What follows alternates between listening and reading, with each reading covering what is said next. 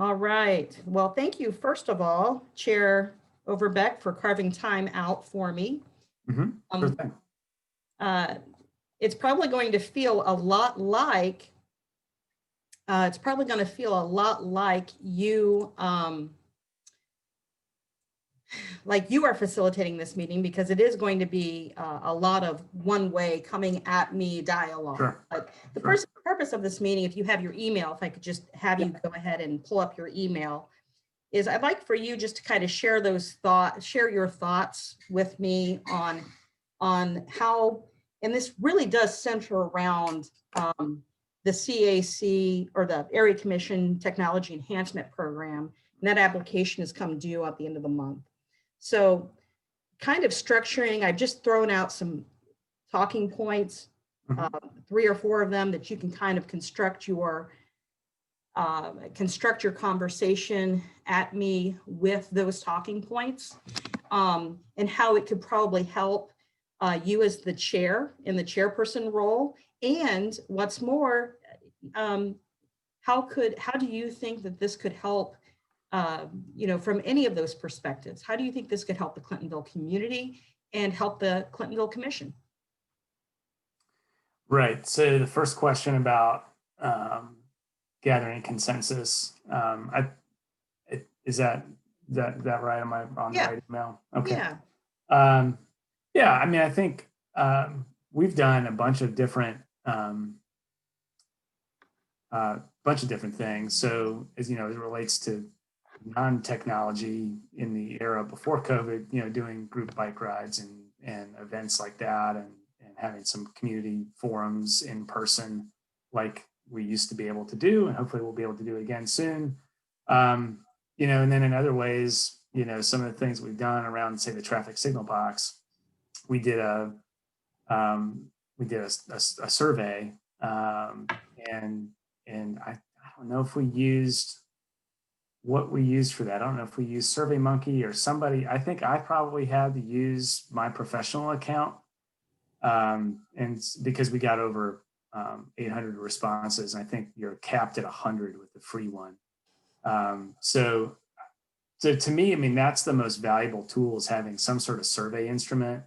And I looked at the memo, sort of the budget outline that I believe Doran sent to you as an example. I think having some sort of access to a survey tool would be really helpful. That's something that we would use all the time, not just because we're in a bit of more of a digital world at the moment. So I think that that was hugely successful. I mean, people were, that we got over 800 responses to any survey is impressive. But it just shows you people are willing to do that. And I think we're about to do another survey to get people's feedback in advance of the looking at the mobility plan again, because it's 5 years old and a lot of stuff has been accomplished. What are the next things? I'm pretty sure we're going to lean on someone else's professional account to sort of put that out to the world, which is fine, but it's not ideal. It'd be better if there was something that we could use that the city sort of gave all the area commissions access to. So that's actually, now you are my first one-on-one meeting, Andrew. So you are kickstarting this process. One of the things personally that I had, that I think would be on my Christmas wish list would be a survey tool too. Yeah. And I reached out to Justin Goodwin because I participated in an online forum for the Vision Zero, which actually was very efficacious in gathering consensus and input from those participants. But the survey tool he used was Mentimeter. Yes. Yeah. Yes. And if I could just, because I think that when you brought up mobility, I thought, well, it would be really cool if he were able to give you that presentation, and show how he integrated Mentimeter. That, and it was so stupid easy that anybody can use it.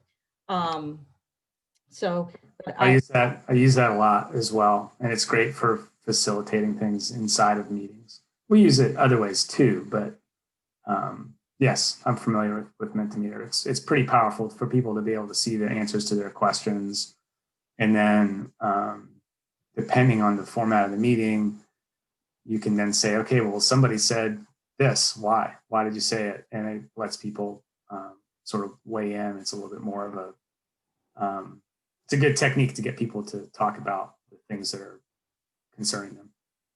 well, I'm glad to hear you say that. So I am attempting to, I haven't had a District 9 meeting since the whole thing. So I'm attempting to schedule a District 9 meeting at the end of this month, at the end of this week, actually. And I thought about maybe doing one just for my learning purposes, because I've never facilitated a survey using Mentimeter, but I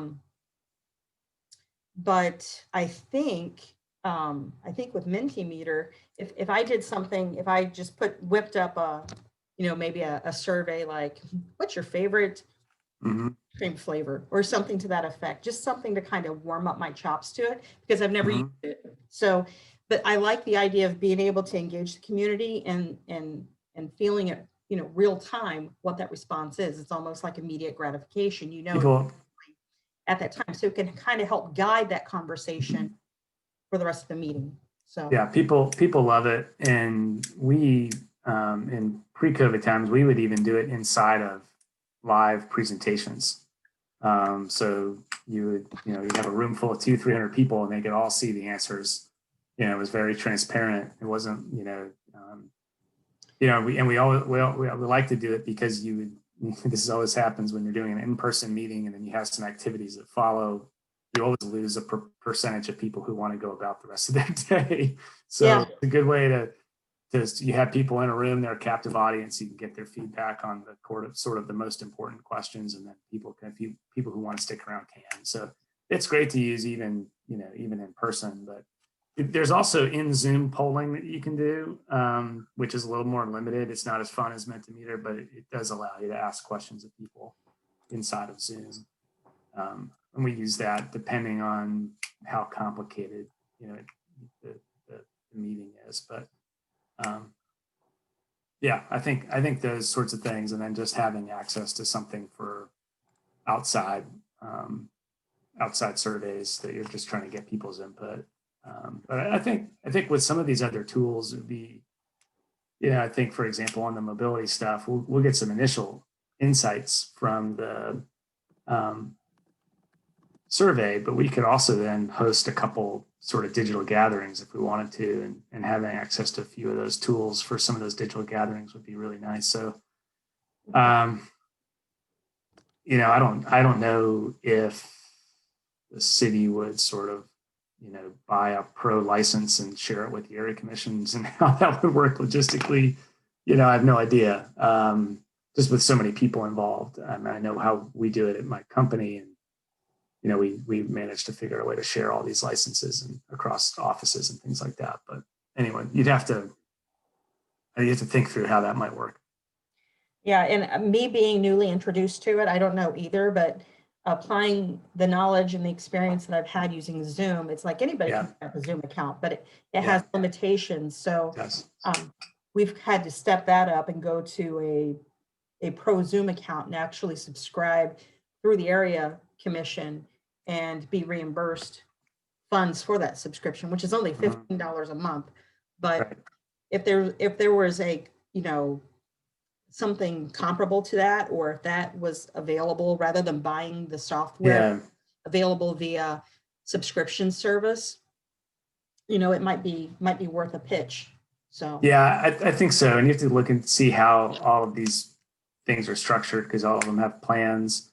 I think you can have like a certain amount of users. And so you just have to look at that. I think that would be, that could be beneficial, and share the cost across all of the area commissions, as opposed to making everyone, that to your point, pay the $15 and then get reimbursement.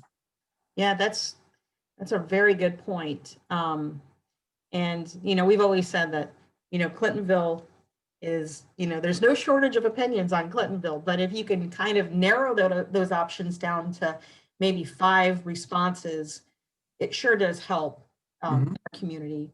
So are there any other items that you think could set you up for not only success in your chair toolkit, but is there anything else that you think you could do to engage the community for membership? Yeah, so I guess one other thing, it'd be good if we had sort of a clearinghouse somewhere that says, if we want to get the word out about something, here are the 7 emails you need to send. Seems like we're always sort of reinventing the wheel every time. It's like, okay, you know the guy at Spotlight, email that person. You know the person at the booster, you email that person. Email the commissioners, get them to put the word out. Put someone, dividing up, putting it on discussion forum, all that sort of stuff, right? But be nice if there was sort of like here's where you go, here's the most current person, and sort of help get the word out. So that's one thing. But you're more directly to the question you just asked. Yeah, that's a good one. May I throw I just want to throw a little light out there, a little guiding light for you, because this is something that I think was of vital importance in the creation of the Tech and PR Committee back when Weatherholt did that by design. Do you feel, how do you feel, or what are some of your thoughts in maybe the committee chairs, so your chair specifically chairing Planning and Development Committee, do you feel comfortable in making a concerted effort with the Tech and PR chair to maybe do media releases or anything like that? Yeah, I think that would be great as well. Yeah, absolutely. Okay. Do you think that that's something that if that you could just do at will, or is that something that you think that you need me to nudge you on, or maybe just have maybe a schedule, calendar? I think some sort of schedule would be good, and that gets back to your question about soliciting new members. I feel like what has gone on previously, which is putting the call out in the way that we have via all those channels, putting things up on the website, and making an announcement, and then having. I think the most effective way, honestly, has been when commissioners in their districts, say, hey, we're looking for members here, and that's when we've generally gotten people who are aware of the area commission and have some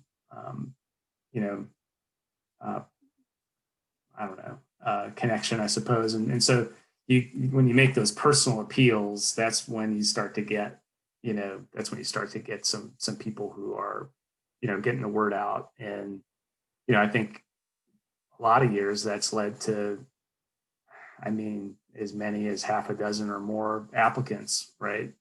And this year, I think with COVID and the fact that we're not doing meetings in person, and I think people are probably a little hesitant to take on new commitments in their lives, and not really sure what that means. It wasn't as much this year, but I do think that approach and that personal appeal. Honestly, think about it, BJ, when we're sort of up against the wall and we're trying to get this traffic signal box program sorted out. It's when I went one-on-one with some people and said, okay, help me help me out here. And all of a sudden you're over the hump on the funding because you made that personal appeal. So, not to put it back on, the commission, but I do think that helps.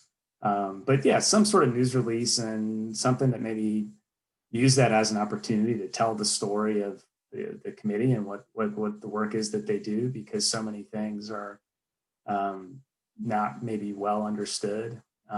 I think the name of my committee actually is slightly confusing in some ways. You're right. Cliff Wiltshire. I called Cliff Wiltshire after he did an article, I think one of his initial articles on the utility artwork. Yeah. And he said, Planning and Zoning Committee. And I Yeah, had exactly. to correct him and say, hey, Cliff, hey. Yeah. Yeah. And the development gets people, that word gets people tripped up too, because it's not like people have to come to us to propose development or get anything approved. It's, not at all how it is. But then there are people that think the area commission is city council and they don't live in the city of Columbus. So, confusion abounds. Answer me this question. Yeah. So right now we use, with regard to the technology, we have a website administrator, Ellie Knowles. Yeah. And do you know Ellie? I don't believe I've met her now. She actually doesn't live in Clintonville. She lives in Sharon Township. So she lives on Westview, just behind the, down towards the river, far behind that turnoff where the Coda bus turnaround is. Mm-hmm. She's just been a very good activist when it comes to supporting the Flags on High initiative here in Sharon Heights. And I don't even know how she got to be the website administrator. I never even knew her until the CAC. But she's kind of our center point of contact. But anytime we ask her to make updates or anything that requires her, she logs her time and she sends us an invoice. And believe me, it's not breaking the CAC's budget to have her do that.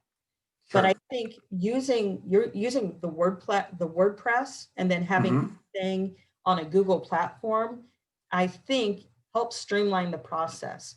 Now, the steward for all those information and access points is the Tech and PR committee chair. And I think having one point of contact for those helps. Now, I do have access to the website calendar, but that's only because I've kind of accepted the responsibility and the accountability factor for public meetings. When I onboarded all of the online platforms for the Zoom meetings and everything, I kind of had to do that. I mean, I felt that it was, since I was the one who met with the city attorney and understood what rolling out the non-in-person meeting platforms would do, I felt that I needed to kind of appoint myself. And I think I explained that to you when you're holding your meetings. But the last couple of meetings, I've kind of exited stage left. Do you feel that it's still working out effectively for your committee meetings? Oh, yeah, for sure. Okay. Yeah, definitely. Yeah, I think that's worked really well. Pretty seamless, for sure. Okay.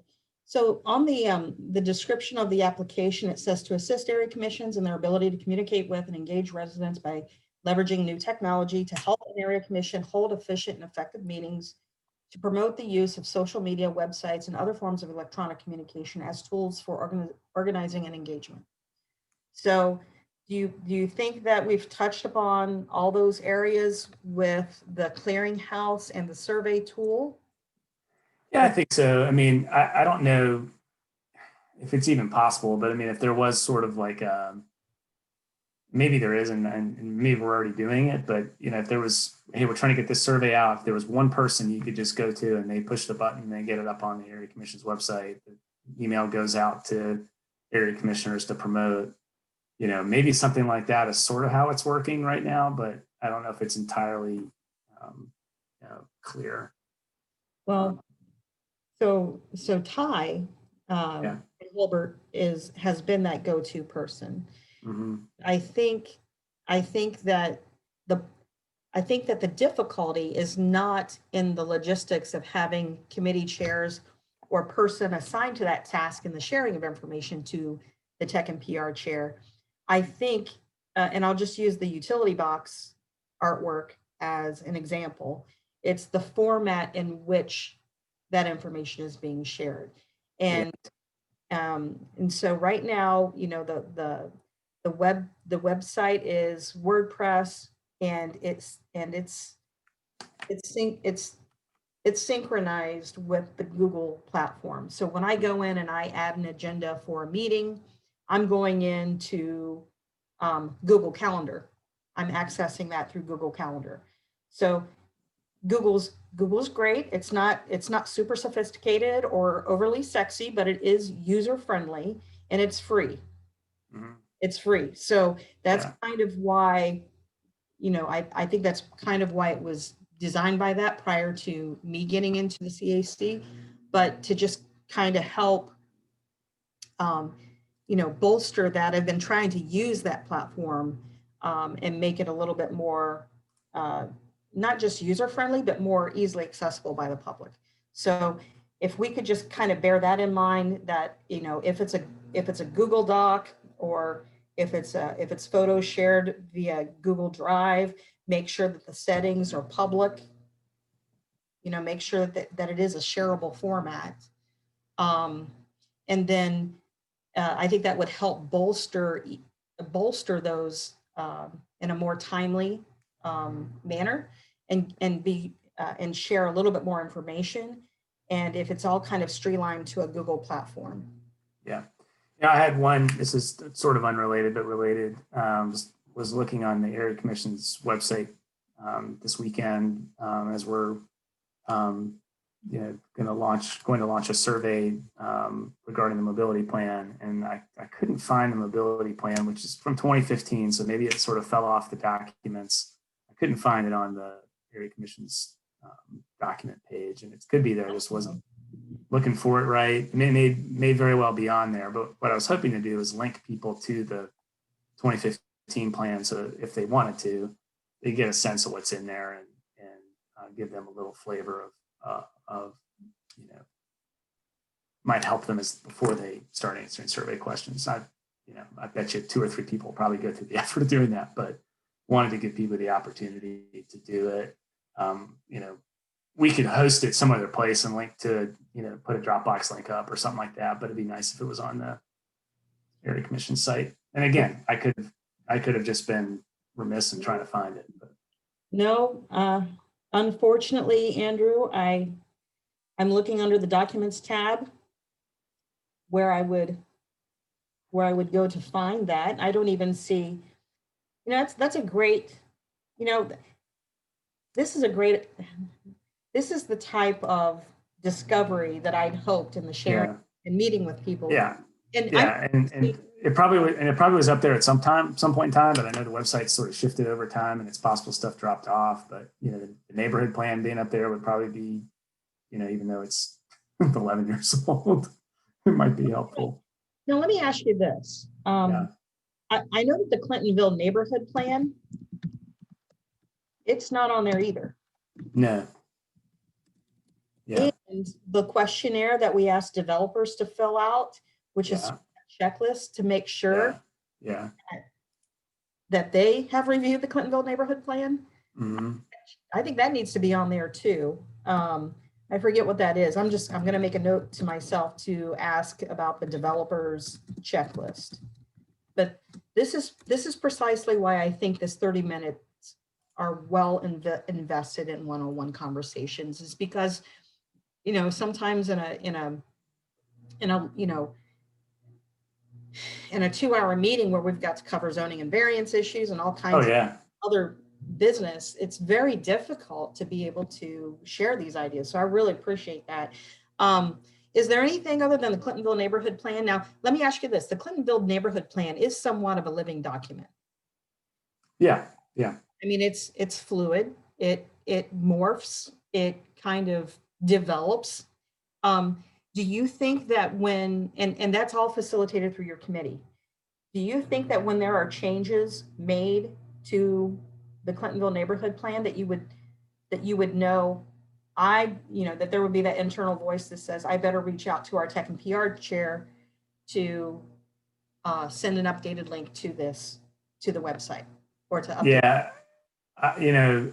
It's certainly been something. I think that the only thing I can think of that would fit that bill, because it's a city document, they'd have to make the changes to it. But I think the only thing would be that checklist that sort of came out of that conversation for developers.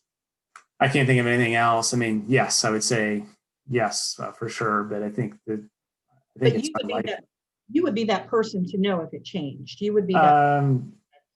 Yeah. I mean, the city, I don't think, has made any adjustments to that document at all. And with their move to C2P2, I think that's sort of how they're looking to approach these things going ahead.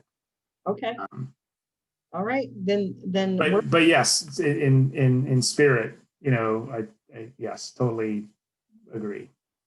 do you think that maybe posting, do you think that posting the various overlays? Yeah. So people had access to the, I mean, they're on the city site, but yeah, so people, a one-stop shop where people didn't have to dig around for them.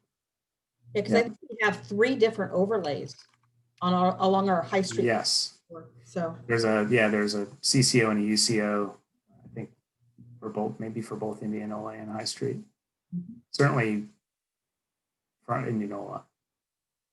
okay. And there was an Indianola plan from 2003 that I suppose if you really wanted to go back, you could order a plan. All right. Okay. I'll send this PDF to you right now, though. That could go up, and if it's possible for that to go up this week, or be added to the documents, that would be great. Fantastic. Any last minute comments that you want to offer in closing? No, I think I'm glad that you've sort of put this conversation together, because I think everyone's got some experiences or different things that they're trying to do, and I think if we could develop a clearinghouse for some of this technology that allows sharing across all the commissions and access to some of these survey tools, I think they'd be useful now and 5 years from now, because people are always going to want to engage digitally as well as in person. So okay. I think these are good conversations to be having. Okay, well, I really appreciate your input. Sure. Again, it's November 16th, and I've got to complete that application by November 30th. So yeah, this really helps me in being able to, gather everybody's input and wanting to share with me what, where we stand on that. And now the next question would be, if approved for all of what we ask for, who's going to be the steward for the projector and this projector screen? Yeah, right. And everything else. So that'll be a whole other topic of conversation. But Yeah. anyway, I appreciate you carving time out for me today, Sure. Andrew, and I want you to have a fantastic day. You as well. Thanks, BJ. All right, bye-bye. All right, take care.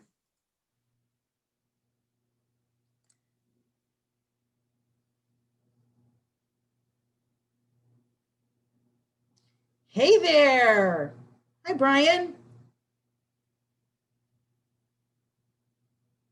Can you hear me, BJ? Now I can. Okay, I haven't used Zoom on my phone too often. I don't use it for the meeting because it's not very convenient, or it's just a long time to have that. And so I just want to make sure the audio was there. No, that's okay. Hey, I just wanted to let you know, just so that we have unshakable confidence in our compliance with the Ohio Sunshine Laws. I am recording this. However, it's only you and I who are on this meeting. So I want you to feel comfortable speaking candidly about some of the talking points that I've thrown out there to you. And I also want to tell you I appreciate your well thought, preemptive context to this one-on-one with your email. I greatly appreciate that. Yep, So, no problem. but the purpose of this meeting is so that I'm able to submit that application in time for consideration by November 30th. And I think there's just been a lot of, there's a lot of things that I think we could, and I'm bantering here. I'm not going to lie. I'm bantering here until I get to your email. There we go. But I think one of the things in my onboarding conversation with you back when we spoke after you succeeded the role of Commissioner Nimitz, I think that you expressed a lot, which I found very encouraging, an inclination to play a bigger role in some of the tech and PR aspects, which I'm so grateful for. And so I first want to open up the conversation and allow you to share with me. Have you felt encouraged or inclined, or do you need me to kind of nudge you along to say, to engage the chair of our tech and PR committee on how you can, do more? So I've touched base with Ty a couple of times, waiting for him to get back. I know he said he was busy with work, and so obviously his real job is important, and this is important too, but I'm going to guess his real job is more important than this, and this is us going above and beyond to help out the community. So I'm trying to be patient, and I've got ideas, and I think it's also just helpful to be able to see everything he's doing, number one, right now, and then just continue to formulate my thoughts of ways we could be more proactive. So I don't necessarily feel a huge rush or I'm disappointed in anything. I just understand there's a lot going on, and it's unique times, and can't change the world in a day. So just kind of take everything in perspective. yeah, this is uncharted territory for any and all of us right now. And, at first, I think that I had a lot of anxiety, probably the first 3 months, because I thought that it was just a very temporary thing, and that this too shall pass. And so I was kind of carrying a very cavalier attitude towards it, although I was masking up and staying at home and doing all the things, that I could do to be healthy and safe. And, but, now as this has progressed along 8 and 9 months later, I've learned to relax into it. I've learned to accept it, and I've learned to just be comfortable with it. And the anxiety has more or less been, I'm not out there back-to-back appointments. I'm not having FaceTime with 5 different clients every single day. I've got a client list of about 10 deep right now, mostly buyers, because as soon as I have a listing, it goes into contract. So right now, it's really weird. It's like the housing inventory is so low. It averages 2,500 listings every month. And that's to be inventory for a population of just short of 1,000. I mean, it's just, so with that waiting list that I'm on with a lot of my buyers, they just, everybody's kind of in a holding pattern. They see something they like. I might go on 2, maybe 3 showing appointments a week. That's outside of my control. I can't control the housing inventory. I can't, so I'm learning to just accept it, to treat it, to kind of redefine,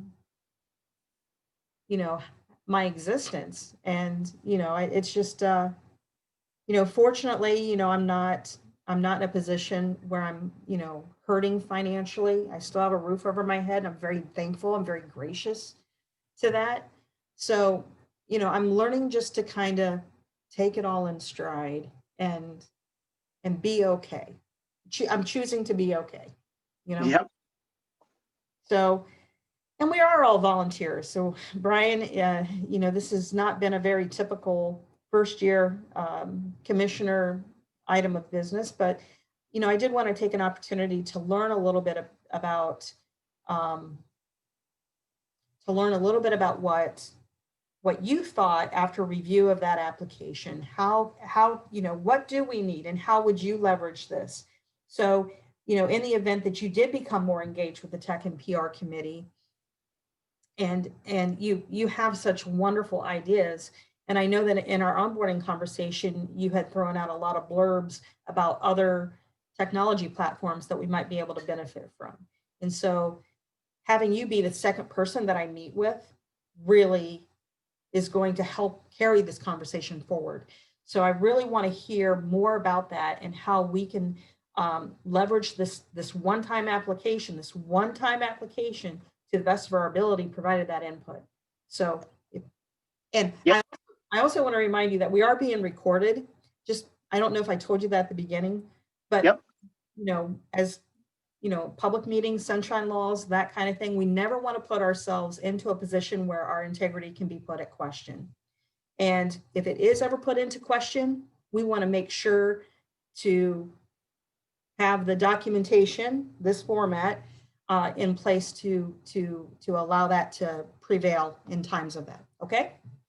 Yep, sounds good. And so looking at that document, I think we had some discussions about that Microsoft Office suite, but my thought there is it's not a Office 365. It's more of like, I would think it's a one central location for it. And it'd be nice if everybody had that access. Like, it'd be nice if we had a more up-to-date version of it. And maybe that's just a question for the city. Like, what is that access of that Microsoft Office suite? Does it apply? Is it applied to every commissioner, or is it like located centrally on one person's desktop? Because ideal state would be everybody has it. That was really the only thing of value there. I think there's a lot of other creative means that we could do. Like, I know we had some back and forth at the September meeting about the projector, where I didn't necessarily think there was value for it. And I feel that way with a lot of those things. And some of it's just, I think there's existing technology. We're all getting along with our own computers there. And if there was other opportunities that the city could help us out, I think that would be where it'd be better. And like, one simple thing would be, it'd be nice if we had, and I'm sure there's a reason why we don't, but like if they gave us like each commissioner like a city email, and like we could forward those city emails to our personal email or do whatever. But like that way, when we had our correspondence, it would be nice because it'd be to the city, and then everybody'd know like, oh yeah, you can find your emails there. And like we'd have that specific documentation for, and it'd help out. And I don't know, that was like one out of the box things I was thinking about would be, it'd just be nice. So that way too, like I know Cara and I like had to go through a format of reformatting the CAC District 2 Gmail. So that way I had a record of like all the previous discussions she had, and then could like use that to help benefit. But there was like, I was concerned I was going to mess up her Gmail. I wasn't sure her whole utilization, but like, it's like for me to switch that over and like have full control of that account, there's just a lot of issues there, and it helps streamline the process. But like, how could you have that? And if we had city emails, maybe that would be one nice thing. I don't know. And Office 365, just like a way to help with that documentation. And the only other thing I was thinking too would be like, if we had a database repository for people to look at like some of the trainings or things like that. And maybe we have that storage on our website and we just have to utilize that. And that's a further discussion I can have with Ty. And I don't know if the city has any issues with posting some of the previous commissioner trainings, but like if you had a repository of where those were kept on like our website, or the city had that repository too, you could go in there and find them and see them easily and kind of get some additional references there too. Okay, now, Brian, please forgive me. And yes, I'm aware that this is recorded and I'm showing a little bit of my lacking in tech savvy, although I do try. Repository. So let me just see if I understand. I think I understand what you mean, but in taking that idea, taking that concept and moving it into fruition, do you mean being able to cross-post what is on like the City of Columbus BZA website or the Department of Neighborhoods website, being able to kind of cross-post and defer? Kind of, yes. And maybe it's my lack of experience in finding all the information on the websites, and it's something I realize need to get better at. But like, so the new commissioner training, we had a whole slide deck that we got there. And I don't know what the city's policies are on that, or if it's stored somewhere on the city's website and you could go back, and maybe this is just on myself for not knowing it or finding it. But could we take some of those trainings and then post them somewhere where Clintonville area commissioners knew where they were? And if it's on our website, or if the city hosts it and I'm just not aware, then that's on me. But like, is that something we could start storing too? So I'm sure you get a lot of common questions, and like, is it something too? I guess I don't know if the city has any concerns if residents see it. I would assume not, but like if they could see it too and like search like, oh, well, this is useful for me too. And like, we'd be able to cross-reference and find those items there. Because some of it too is like, oh, there's the new commissioner training. I forget how many trainings there are, but some of it's like, I just don't know all these things and I'm trying to keep up. But there's just so many things out there. If we had like a place where they were stored, if that's acceptable, could that be helpful to new commissioners as well as the community too, to reference some of those things? Okay, I think I understand. And if I could share with you a little bit about what Chair Overbeck of our Planning and Development Committee shared in his meeting that happened just before you came on. That's one of the things that he mentioned too. He said it would be really great if, you know, if we are utilizing our tech and PR committee and utilizing the website, you know, we should be able to look at the website and look up the Clintonville neighborhood plan, or to look up the high street commercial overlays, or be able to look up the developer's checklist, you know, not only for us, but for members of the community, and what's more, would-be developers who are, say, looking at a property to redevelop. And, you know, so it should be as a point of interest to those who are just curious, those who need to know, and those who would like to just have it there. Yep. So I get that. And I think that Chair Overbeck has expressed that same concern. So duly noted. Looking in your email,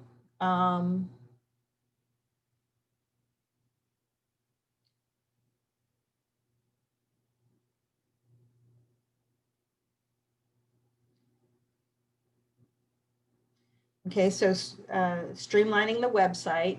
And the reason, so the Tech and PR Committee, I think, only came into fruition in maybe 2015. So it's essentially in its infancy. And it was created by Libby Weatherhold.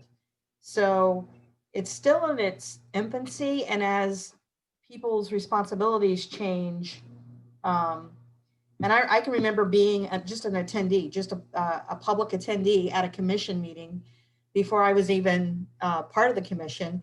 And they spent, I kid you not, they spent 30 minutes talking about what to name the Tech and PR Committee.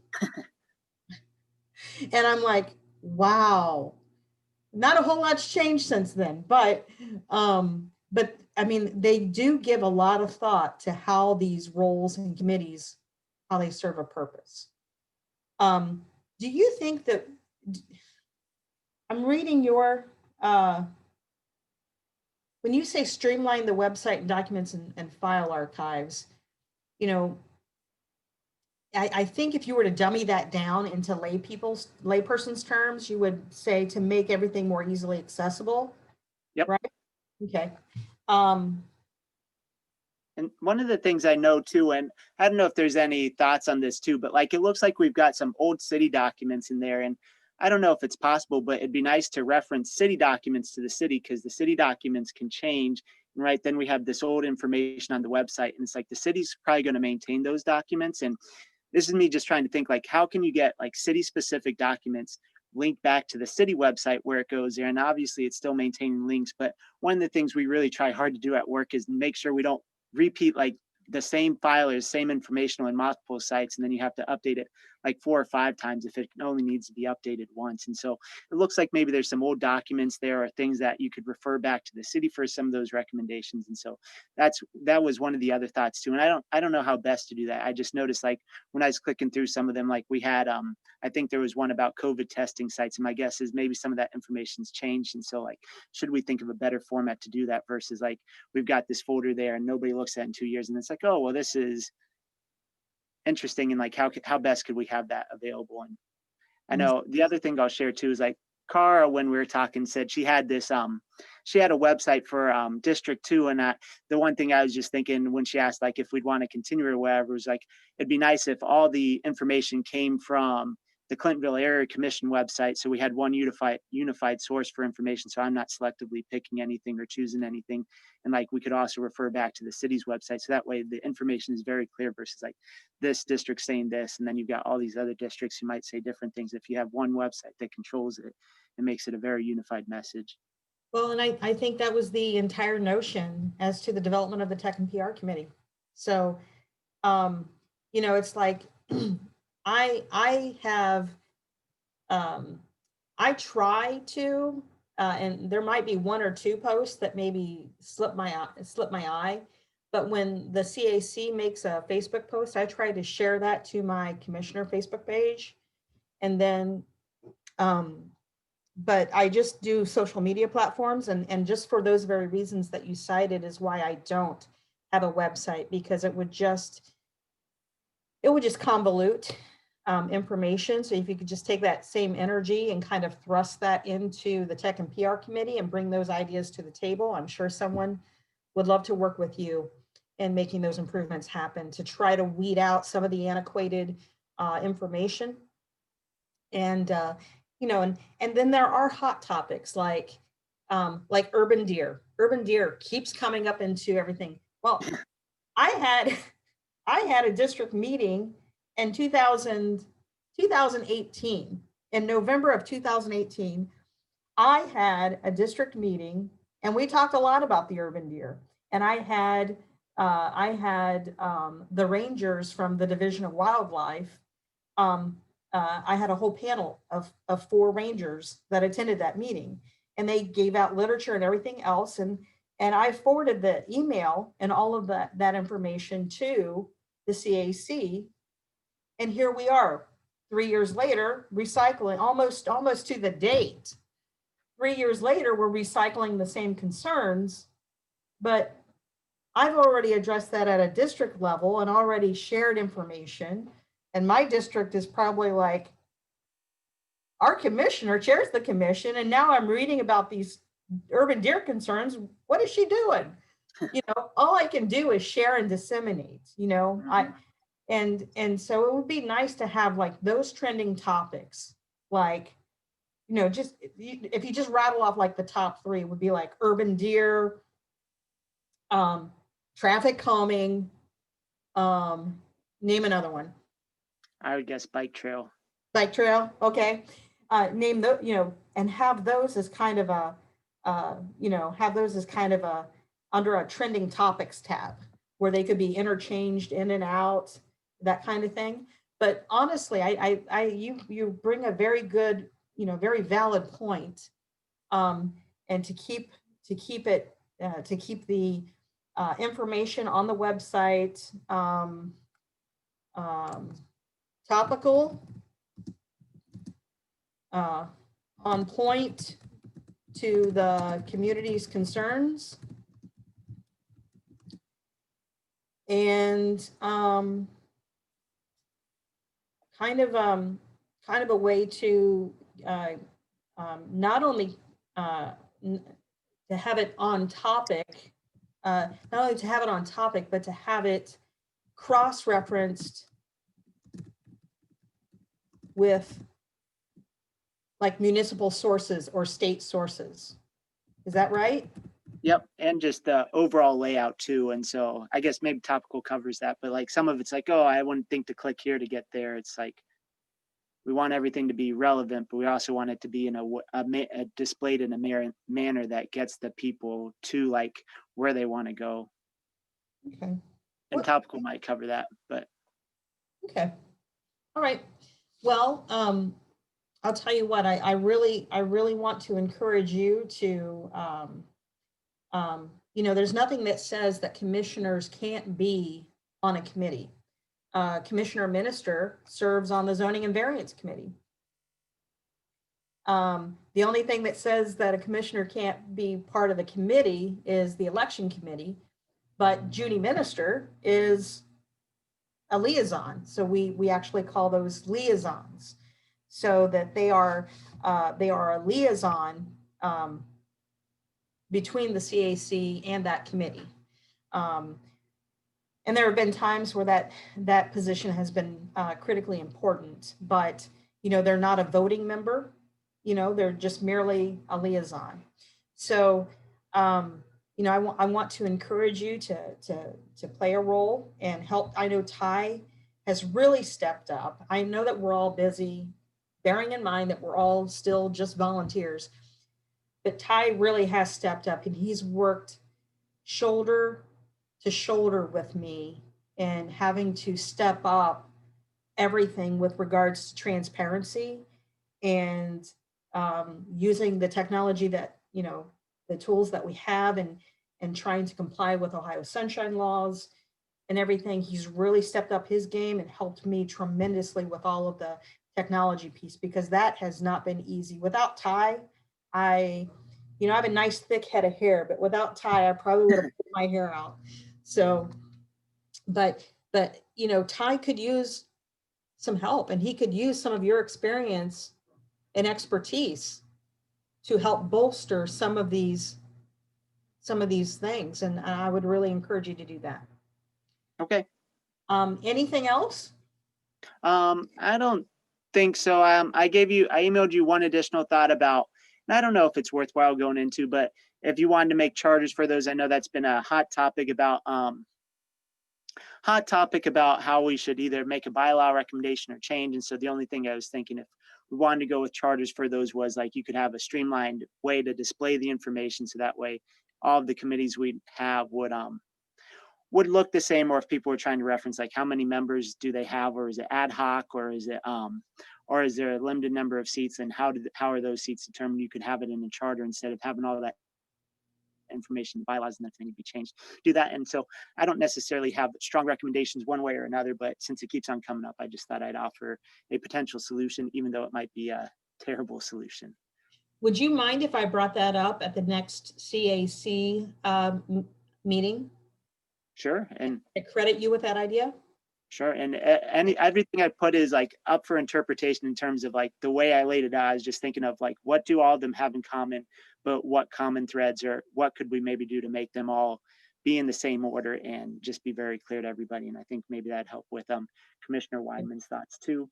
And then only other thing I have is I'm probably going to include you on an email. I'm just trying to do some research on it too, but had a question about porta-johns at Clinton Como Park. And so I'm trying to understand everything there. It looks like the city's doesn't have it in the budget and also has COVID concerns, but just I'll probably include you and Catherine and see if I can get some more information about porta-johns in general, because I do see them still at Park of Roses. And so it just seems like I'm getting conflicting information from the emails I got from the city and the constituents that I've been working with, because they mentioned some concerns about budget, but they also mentioned concerns about COVID, but now I'm confused because I see them there. And so I'm just trying to cross-reference everything and make sure I have a plan for what the proposal would be, but just want to make sure I have that, but probably just CC you and on that email too, just so you have visibility to it.